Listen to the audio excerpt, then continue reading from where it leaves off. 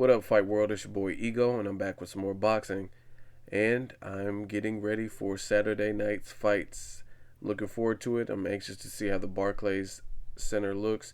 I've never really seen the inside of it. I seen a little bit at a Jay-Z concert that was streaming online, but this will be a little bit more. And there's 4 title fights. You can't really beat that. We've seen a lot of great boxing. The Mike Alvarado Nonito fight. Those were good fights. Well, the Nonito one was kind of boring, but that wasn't really Nonito's fault. Anyway, I'm looking forward to boxing.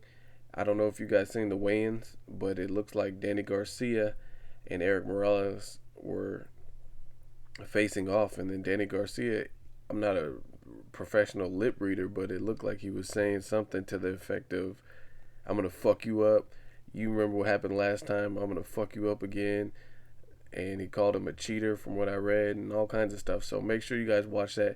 Go to Showtime Show Sports on YouTube. They got the weigh-in, and you can pretty much tell Bernard Hopkins had to hold him back. You can pretty much tell that he was dropping the F-bombs, and he was really in Eric Morales' face. So I'm anxious to see. Me personally, I think Danny Garcia is going to beat him.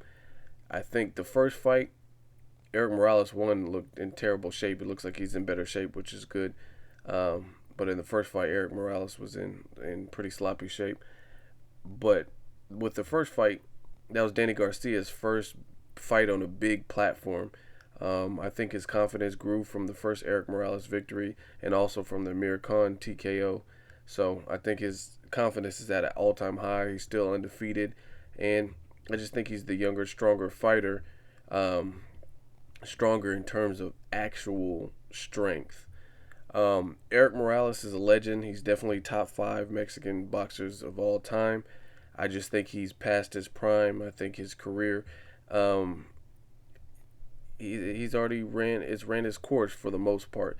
Now, don't get me wrong. I think Eric Morales, he's a veteran. He's very seasoned. He has ring intelligence. His ring IQ is off the charts. He's a smart fighter. All of that. And I've enjoyed him, and I've watched a lot of his fights along the years or whatever, or went back and revisited them. But I think at this point, against a fighter like Danny Garcia, he's probably going to do enough to stay alive. Like, you can never count El Terrible out, but I just don't see him beating Danny Garcia.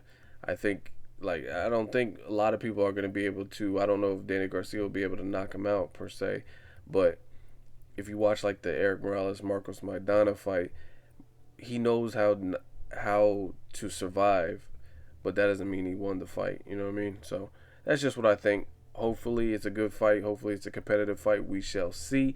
In my personal opinion, I think Danny Garcia edges this one out, and I think in the first fight, Danny Garcia, another thing with being his first big fight on that big of a stage, I think he probably was he showed more reserve and probably hesitated a little bit more.